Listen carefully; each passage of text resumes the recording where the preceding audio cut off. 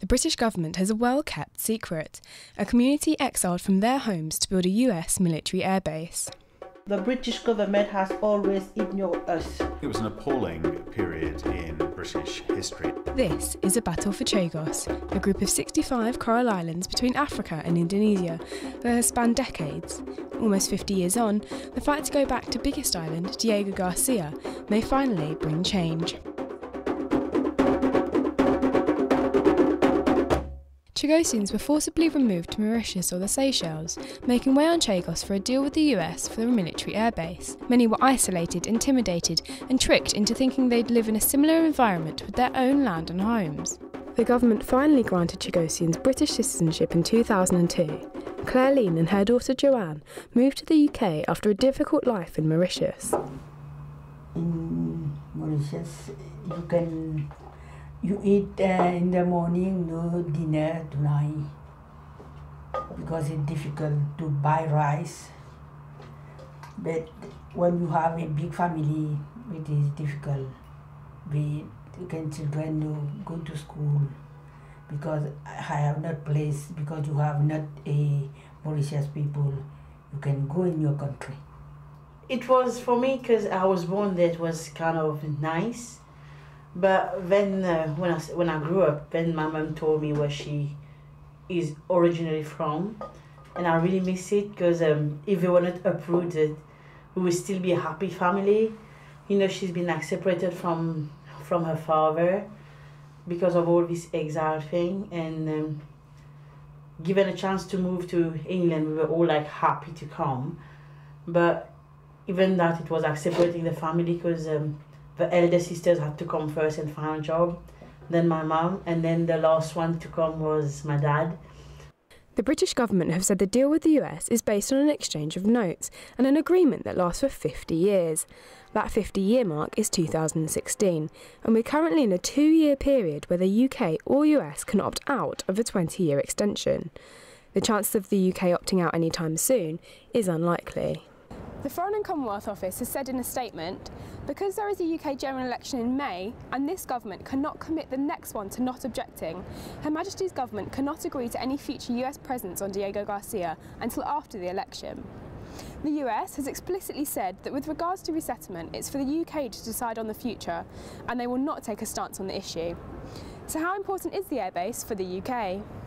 Well, the US airbase on Diego Garcia is very strategic. During the Cold War, when it was first established, it was at a very important point to the south of the Soviet Union, but now, given its proximity to the Middle East and the security situations that exist there, it's important for Western security.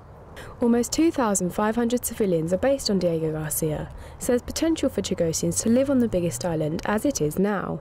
So if you were ever to move back to the island, it may be with a US airbase. How would you feel about that?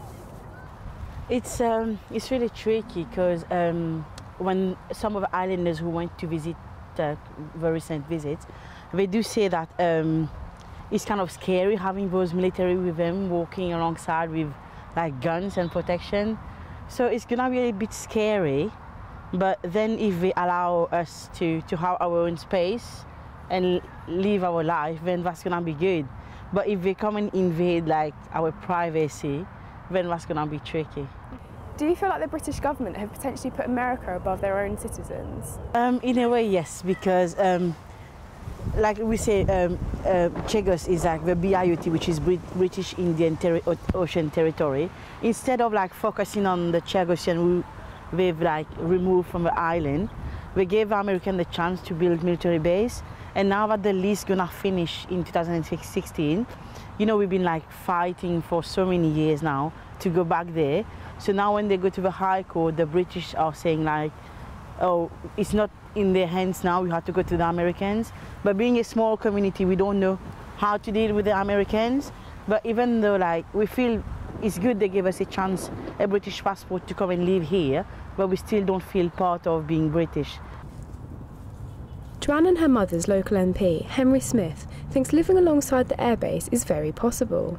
People live next to air bases all around the world. In this country, and there's no security issue. Indeed, often there can be an employment benefit to an airbase being in a local area. So I see no conflict whatsoever of civilians living in close proximity to a military installation. A feasibility study conducted by the Foreign and Commonwealth Office last year reported in November that a resettlement of around 150 Chagosians would be possible and would cost around £65 million for the British government. That works out at around 20p a year for taxpayers. My reading of it initially certainly suggests to me that resettlement of particularly Diego Garcia is possible. And so, again, I'm quite hopeful that when the final report comes out in 2015, that it will be a conclusion that Chagos Islanders can return. We are still looking at it very carefully, because we can't say that we are very happy about it now, because we need to see what they want to give us. Even if they said that a resettlement is feasible, we need to be very careful about the feasibility study.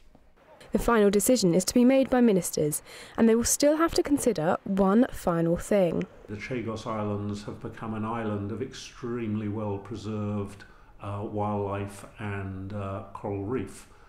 So the importance of it is to study that, to understand it, and to try to protect it. The Chagos Islands are home to one of the most preserved marine areas in the world. An almost untouched area of the Indian Ocean is home to some of the world's healthiest reefs and has been named a marine protected area by the British government. The creation of the marine protected area has caused controversy after a WikiLeaks cable exposed how the creation was allegedly to prevent resettlement.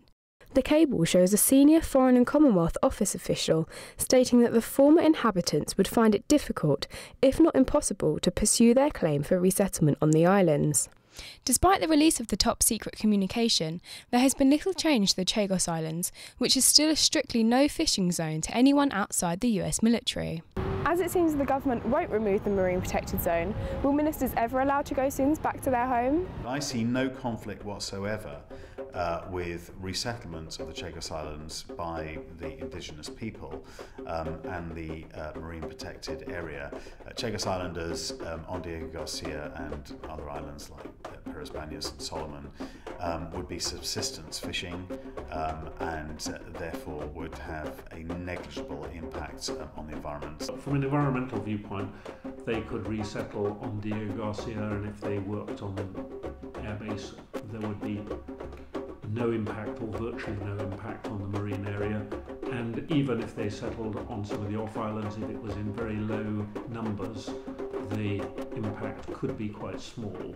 We Chagosians, before we have been living on the island, we have been the guardian of our environment. I don't see why we can't do it again. Sorti le côté là-bas, sorti le côté là-bas, dans l'archipel Chagos.